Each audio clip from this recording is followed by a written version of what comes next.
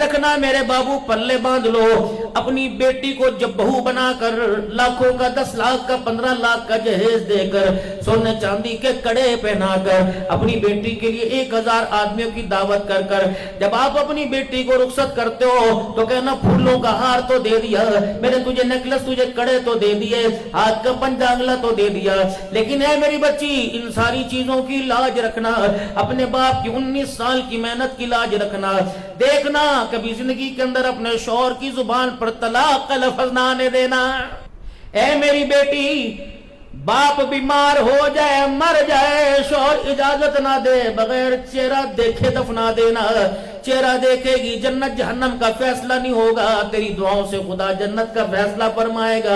ऐ मेरी बेटी, अल्लाह के बाद सबसे ज्यादा हक तेरे पे बाप का नहीं, तेरे शौहर का है। ये बात हुसैन की अम्मा को जनाब मोहम्मद अरबी सल्लल्लाहु अलैहि वसल्लम ने फरमाई थी।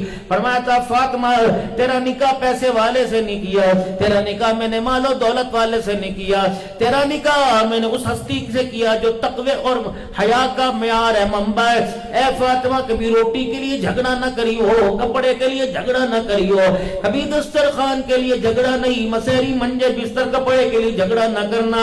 अगर तेरी लड़ाई अली के साथ हो गई, तू मेरे घर में आ गई, ऐ मेरी फातिमा, मुझे पता लगा उस लड़ाई में पहल तूने की, कसूर तेरा था। ऐ फातिमा, तुझे घर में मंजा बिस्तरा तो मिलेगा, खाने को तो मिलेगा, हंसने खेलने का मौका मिलेगा। अगर फातिमा अली से नाराज होकर कसूर तेरा हो, तू मेरे घर में मर गई, तुझे मैं अपनी चादर का कफन तो दूंगा, लेकिन मैं मोहम्मद तेरा जनाजा नहीं पढ़ाऊंगा। या तो कहते तलाक ही होगी तो फिर की हो गया, मेरी बच्ची ने नौकरी करोड़ों ले दिया ने। है तो जायज अमल, ये सारे उलमा मुफ्तियान कराम बैठे हुए, तलाक जायज अमल है मेरे अजीजों, लेकिन अल्लाह को इतना नापसंदीदा यह अमल है।